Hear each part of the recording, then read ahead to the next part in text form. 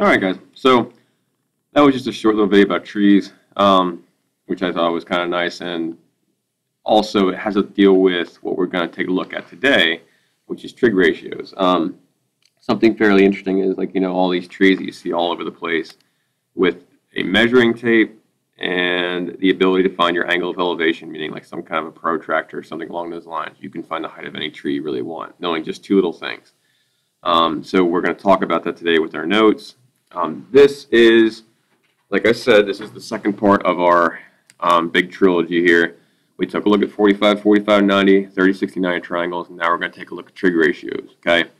In a very short time, you guys will be in pre-calc, and then this is what you're going to be doing every day. So, I know this is almost a crash course, but this is the area where I want you guys to focus and kind of do your best on, all right? So, trigonometric ratios, key vocab. A trig ratio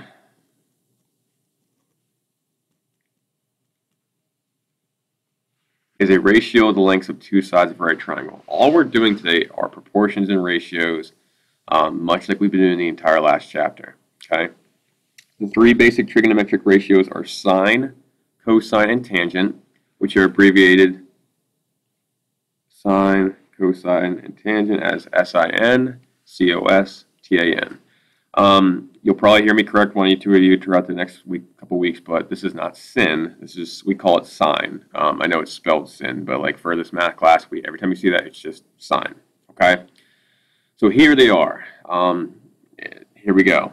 Let triangle ABC be a right triangle. The sine, the cosine, the tangent of acute angle A are defined as follows.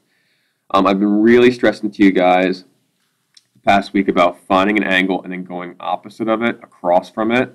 Okay, so what you do is you find a reference point. In this case, we're going off of angle A. You find what the opposite side is. Okay, so across from it, we call this the opposite, OPP. Next to it is your adjacent, ADJ. All right, and then always your hypotenuse stays the same. So here we go. The three trig ratios are sine is opposite over hypotenuse, or A over C. Okay, so you pick an angle, go opposite over hypotenuse. Cosine is adjacent over hypotenuse, so B over C. And then tangent is your opposite over adjacent, A over B. Okay? Now, the number one acronym besides PEMDAS in all of mathematics is right here. SOHCAHTOA. So, sine, opposite over hypotenuse. So, S-O-H. Cosine, CA. Cosine, adjacent over hypotenuse. All right. And finally, tangent, opposite over adjacent, TOA. Okay. Tangent, opposite over adjacent. You're going to want to know this. Okay. This is going to stay with you for the next 3 years of your life. SOHCAHTOA. Okay. The sooner you get it, the more comfortable you're going to be with all of this. All right. So we're going to take a look at an example of this and see just how easy this really is. Okay, I actually personally feel like this is a lot simpler than the 45, 45, 90, and 30, 60, 90 triangles, but let's take a look. Find the sine, cosine, tangent of angle P. So I'm going to write out sine, opposite over hypotenuse, cosine of P, adjacent over hypotenuse, and then tangent of P, opposite over adjacent. Sorry, my hand's in the way, I'm getting down there. Okay, so your first goal is find your angle P. Got it. Okay, now, this is your opposite, because you're going across from it. Your hypotenuse is always across from 90, which leaves me with my adjacent, which is right beside it. Okay, now, just take a moment. I just want to show you guys this real quick. Can you see how this looks a little different than up here? So every one of these is going to be a little different, but you just got to find what's your reference angle first. Okay? So I can flip these right triangles all over the place, but as long as you know the reference angle, you're in good shape. So sine, opposite over hypotenuse. Opposites, 15, hypotenuse, 17. 15 over 17. Done. That's it. That's all you're doing, okay? If you can reduce it down, you do. We can't in this case, so we're good. Cosine, adjacent over hypotenuse. Back over to my diagram. If you label everything, which I'm going to continuously remind you guys to label stuff, okay? 8 over 17. Adjacent over hypotenuse. Wonderful. Lastly, tangent. opposite over adjacent. Oops, sorry, opposite over adjacent. 15 over 8. That is all we are doing. Where is the difficulty in this problem? Setting it up correctly. I'm not even kidding. Just labeling the opposite adjacent hypotenuse.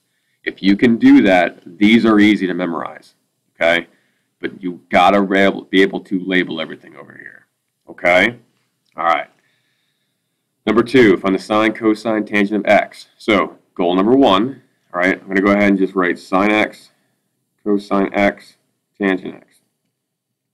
If you have to, write opposite over hypotenuse, adjacent over hypotenuse, opposite over adjacent. You do not have to write that out every time. If it helps you recognize it, go for it. So here's my x, I'm circling it. Go across, go opposite of it. 16 is my OPP. Cross from 90 is my hypotenuse, and I'm left with adjacent right here. Again, take note, this is different than up here, okay? And that's all right. You just got to recognize which each of these numbers is and which side they are. Opposite of hypotenuse, 16 over 20. Okay, reduce that down 4/5. All right. Cosine, adjacent over hypotenuse, 12 over 20. Okay, reduce, we get 3/5. And then lastly, tangent, opposite over adjacent, 16 over 12. Reduce top and bottom by 4/3. Okay, all is well. If you need to, you can grab a graphing calculator and do the math, fraction, enter. That'll help you as well. Okay? Cool. So, on to the back. Got a few more here. Find the sine, cosine, and tangent of 60. Now, this is a special one. In terms of hypotenuse. It's one of those problems that, like, you know, you're seeing it here in geometry class, and it's like, okay, we're seeing it in geometry class. When you guys get to pre-calc, you're going to realize just how important this is. Okay, it's one of those things like, you know, it's like it takes a while to kick in, but then you'll recognize it. First off, here's your 30, 60, 90 triangle. So your ratio is 1 to root 3 to 2. Okay, so we do x root 3, 2x. We got lucky in this one because x is 1. So over here, if I plug a 1 for x, I just get root 3. And if I plug in a 1 for 2, or for 1 for x over here, I just get 2. There's your ratio, 1 to root 3 to 2. Okay, we're just going to plug all this stuff in. So opposite of hypotenuse, opposite of 30, I'm sorry, we're going from 60, my bad. So here's your opposite. Here's my adjacent. Here's my hypotenuse. So you have all this labeled, okay? So sine of 60 is opposite of hypotenuse. You find your 60, opposite is root 3 over your hypotenuse. Okay, my apologies, I had that little mistake there. So we get root 3 over 2. Good, square root of 3 over 2. All right, can't reduce anything else down, we're in good shape. Sine of 60. All right, cosine of 60 rather, for the second part. Cosine's adjacent, hypotenuse is 2, so it's 1 over 2. We're good. All right. Lastly, for tangent of 60. Tangent is opposite over adjacent, so root 3 over 1, which just reduces down to square root of 3. Okay, I'll circle all these. All right, so that was our first basic kind of ratio setting things up. We're going to take a look at a few word problems here in just a moment, but I'm going to stop the first video here. I'll make up a second video to kind of kickstart the second part off, but again, so katoa, label your opposite, your adjacent, your hypotenuse with whatever is your reference angle, okay?